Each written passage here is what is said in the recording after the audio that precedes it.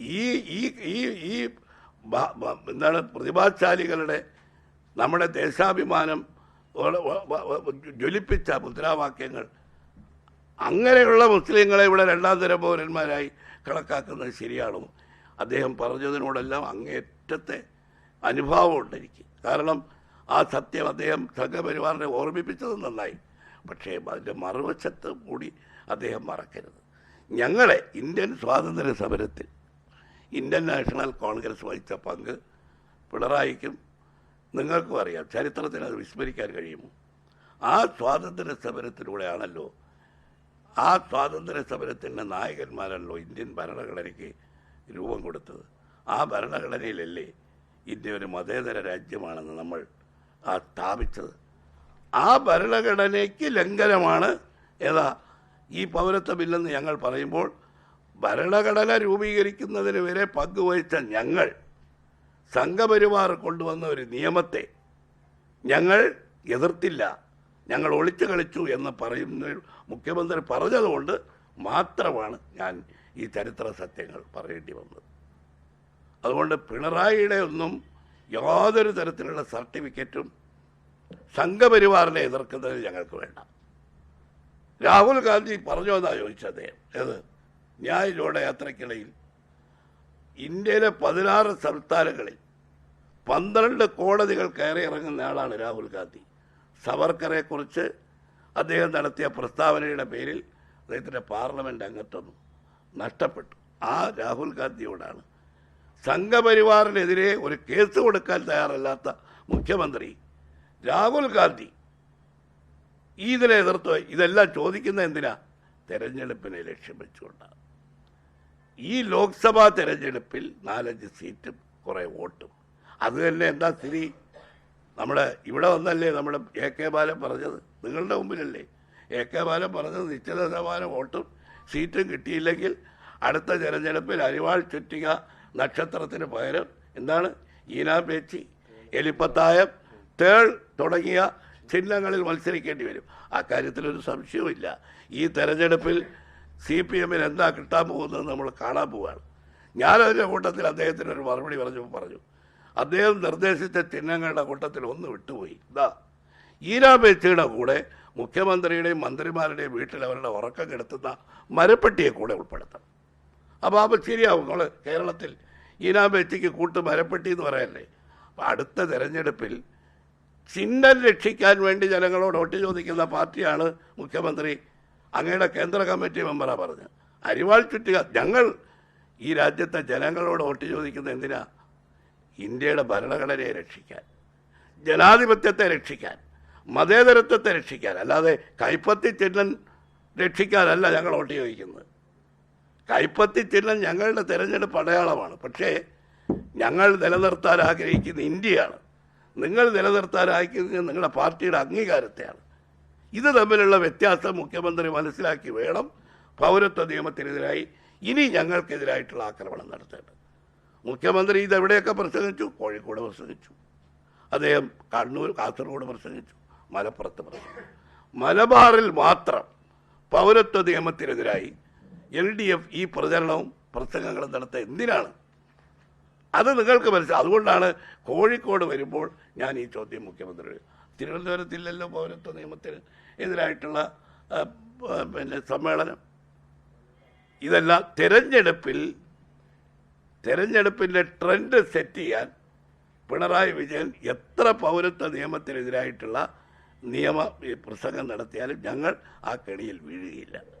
ഞങ്ങൾ ജനങ്ങളുടെ മുമ്പിൽ ഉയർത്തി കാണിക്കുന്നത് മോദി ഗവൺമെൻറ്റിൻ്റെ ദുർഭരണം, ജനദ്രോഹം, അഴിമതി, മുതലാളിത്ത പ്രകടനം. അതേസമയം കേരളത്തിലെ ഗവൺമെൻറ്റിൻ്റെ എതിരായിട്ടുള്ള ജനങ്ങളുടെ പ്രതികരണമുണ്ട്.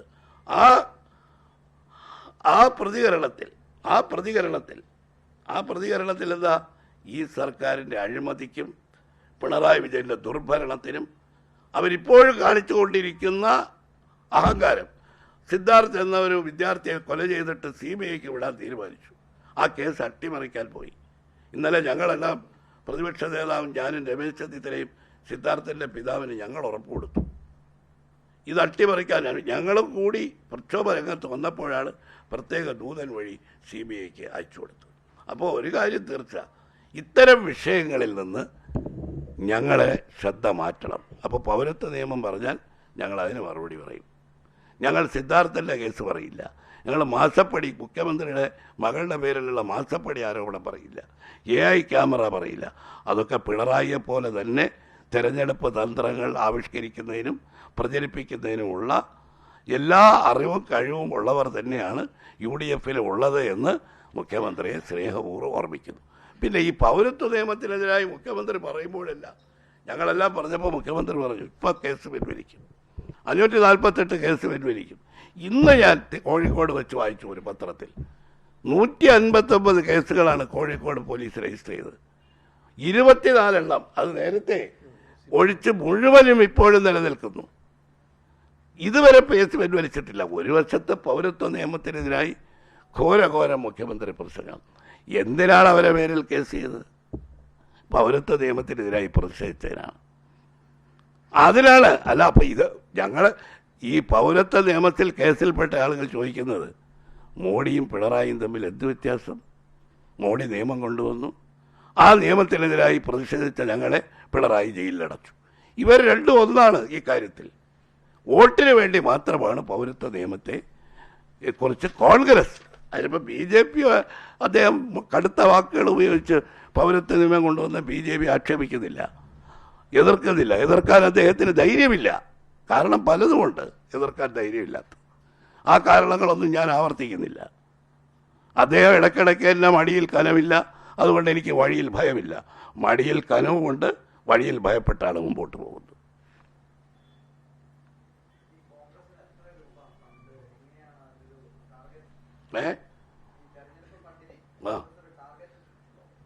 എത്ര ചെലവാക്കണമെന്നോ? ആ പിരിവിന് ടാർജറ്റൊന്നുമില്ല. അങ്ങനെ ടാർജറ്റ് ഇടാൻ പറ്റില്ലല്ലോ. ജനങ്ങൾ വളരെ ബുദ്ധിമുട്ടുകയാണ്. അവരുടെ കയ്യിൽ നിന്ന് കിട്ടുന്ന ചില്ലറ സഹായം അല്ല, അതൊക്കെ ഓരോ സ്ഥാനാർത്ഥിയും ഇലക്ഷൻ കമ്മീഷൻ പറയുന്ന പണം ചിലവാക്കും. അത്രയല്ലേ ചിലവാക്കാൻ പറ്റൂ. ഇലക്ഷൻ കമ്മീഷൻ അനുവദിച്ചിട്ടുണ്ട് ഇത്ര തുക, ആ പരിധിക്കകത്ത് നിന്ന് അവർ ചിലവാക്കും. അത്രയും ഫണ്ടിന് കൊടുക്കാനില്ലല്ലോ. അതല്ലേ പറഞ്ഞ, പാർട്ടിയിൽ നിന്ന് മുൻകാലങ്ങളിൽ സഹായം കിട്ടി, ഇപ്പോൾ ഇല്ല. അതുകൊണ്ട് ഉള്ള പണം പിരിച്ച് എല്ലാം ദാരിദ്ര്യമായിരിക്കും ഞങ്ങളത്. അവർ പിന്നെ ഏതാണ്ട് ഇറക്കുന്ന അത്രയും പോസ്റ്റ് ഞങ്ങൾക്ക് ഇറക്കാൻ പറ്റില്ല. ആ, അങ്ങനെ ടാർജറ്റൊന്നും വയ്ക്കാൻ ഒക്കില്ല. കാരണം ജനങ്ങൾ നിന്ന് പണം കിട്ടുന്നതാണ്. ഞങ്ങളിത് നേരത്തെ പ്ലാൻ ചെയ്തതല്ല. ഇതുപോലൊരു കണ്ടിജൻസി ഉണ്ടായപ്പോൾ പ്രവർത്തകർക്ക് ചുവരെഴുതാൻ പണമില്ല, പോസ്റ്റൊട്ടിക്കാൻ കാശില്ല. അപ്പോൾ വേറെ നിവൃത്തിയില്ല, ഞങ്ങളുടെ മുമ്പിലില്ല.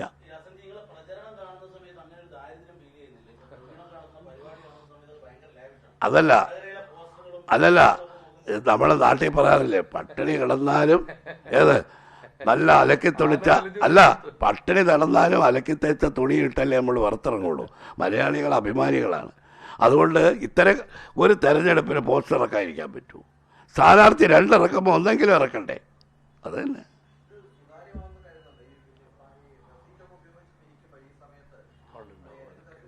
ഇവിടെ തെരഞ്ഞെടുപ്പിലേക്ക് ജനങ്ങളോട് പണം ചോദിക്കുന്നതിന് എന്താ ബുദ്ധിമുട്ട്?